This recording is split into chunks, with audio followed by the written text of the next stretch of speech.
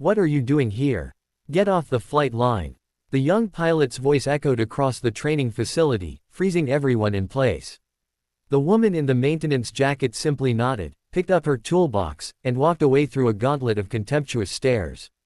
Minutes later, the radar screamed red. 5 unidentified jets were approaching fast, hostile signature confirmed.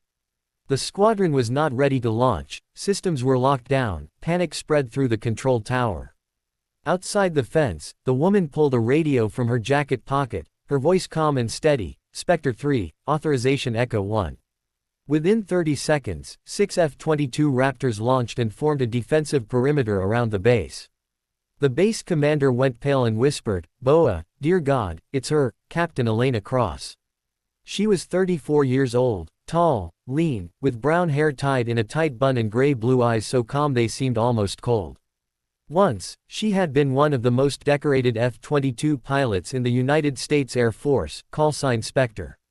In 2018, she had led a legendary rescue mission, but after an unexplained incident during a classified test flight, she was accused of protocol violations, stripped of her flight credentials, and reassigned to maintenance, officially for a critical error, and officially as a scapegoat for a classified incident buried under layers of documentation.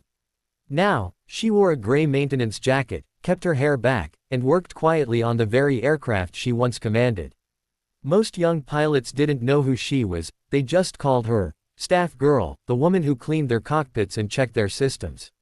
Elena moved efficiently through the hangar, inspecting every bolt, every panel, every system with the precision of someone who truly understood what went wrong when things failed. Lieutenant Connor Mitchell, 26, a hotshot pilot, often mocked her. "Maybe if you polish the cockpits enough, they'll let you sit in one someday," he sneered. She replied neutrally, "A clean cockpit reflects light better and makes it easier for pilots to see." She never got angry because she knew something most people didn't: the world quickly forgets those who carry its burdens in silence. An older engineer named Harlan would occasionally tell younger mechanics, "I once saw her land an F-22 with a complete hydraulic failure, a dead stick in crosswinds. But they erased her files. There's always a reason for that." Elena listened silently, touching the small metal keychain in her pocket engraved with Spectre 3 inches, the only physical evidence of her former self. In the evenings, she would watch F-22s take off under moonlight, waiting and preparing. Fate doesn't schedule appointments. The incident that grounded her 4 years ago had not been her fault. It was a system malfunction during a classified operation. She had taken the blame to protect the expensive stealth program. She accepted the demotion, stayed near the aircraft, near the sky, near the life she lost, and waited. The next morning, the Nevada desert was clear and hot. Nellis Air Force Base was preparing a major formation exercise. Connor Mitchell led a 6-aircraft F-22 squadron. Elena was assigned her usual pre-flight systems check, the lowest status job on the line, the work nobody wanted. While inspecting the lead cockpit, she noticed interference in the primary radio frequency. "Lieutenant Mitchell, your primary frequency is showing interference. You should switch to backup," she said. Connor cut her off, loudly, so everyone could hear. "What are you doing in my cockpit?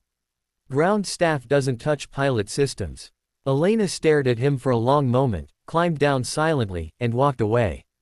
Halfway to the maintenance hangar, the siren sounded. 5 hostile aircraft inbound. Critical system failures, launch protocols locked. A coordinated cyber attack. The base was defenseless. Outside, Elena pulled out her old military radio, adjusted the antenna, and transmitted on a channel that no longer officially existed. Spectre 3 to tower, authorization Echo 1907 Alpha, emergency command override, authenticate. Inside the control tower, everyone froze. The call sign had been deactivated 4 years ago. Yet on the screen appeared, override accepted. Connor couldn't believe it. Other pilots explained, she wrote half these protocols herself. She developed the emergency command doctrine. She's Spectre. Raptor flight. Tactical formation Bravo 6, arm weapons, 5 bandits inbound, 4 minutes to intercept. Connor, on my wing, try to keep up. The F-22s launched, engines screaming, weapons armed, navigation locked on targets. For 6 minutes and 43 seconds, Elena directed the formation with surgical precision. 3 hostile aircraft were destroyed, 2 retreated, the base secure, 0 casualties. Returning to the ground, she still wore her maintenance jacket and carried her toolbox, but every eye now looked at her with awe. Connor approached her. "You commanded my squadron from outside the fence, how is that possible?" Elena smiled lightly. "When you wrote the emergency protocols, designed the override systems, and never stopped being a pilot, it's possible." The general reinstated her to active flight duty, restoring her rank, call sign, and credentials. Colonel Webb and 3 other officers were investigated, court-martialed, and dismissed. The F-22 system vulnerabilities were patched.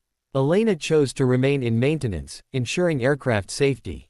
6 months later, the Air Force implemented new policies. Ground crew received leadership training, direct communication channels to report safety issues, career paths for technical specialists.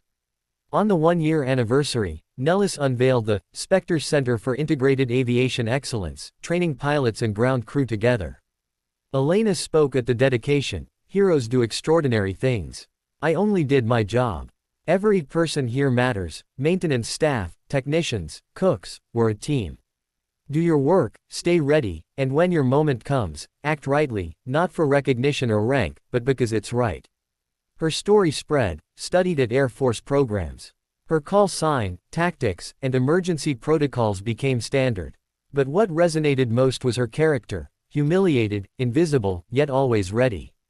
5 years later, the National Museum of the United States Air Force opened the Spectre Formation Gallery, featuring a life-size image of Elena with a radio in hand, 6 F-22s in perfect formation above her. A boy asked his father, "Who is she?"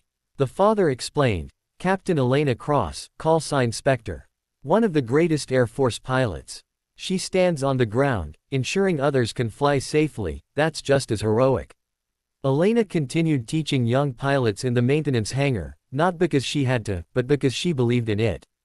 The sky doesn't belong to the loudest or highest ranked, it belongs to those willing to work, stay ready, and serve something bigger than themselves. Everyone matters. Every person.